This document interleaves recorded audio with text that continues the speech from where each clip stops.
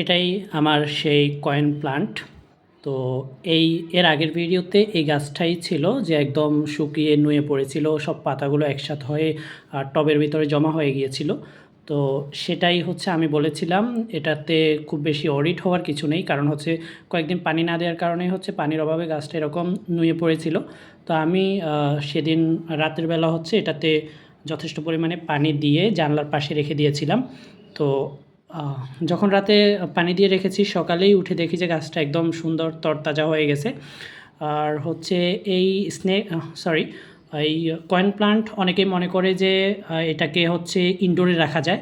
আসলে এটা ইনডোরের গাছ না, এটা হচ্ছে রোদের গাছ। এটাতে যথেষ্ট পরিমাণে পানিও দরকার পড়ে, আবার হচ্ছে যে এটাকে রোদেও রাখতে হয়। সো এটা সরাসরি রোদ পায় এরকম জানলার পাশে আপনি ঘরে রাখতে পারবেন, তবে আপনাকে রোদও থাকতে হবে এবং যথেষ্ট পরিমাণে পানিও দিতে হবে।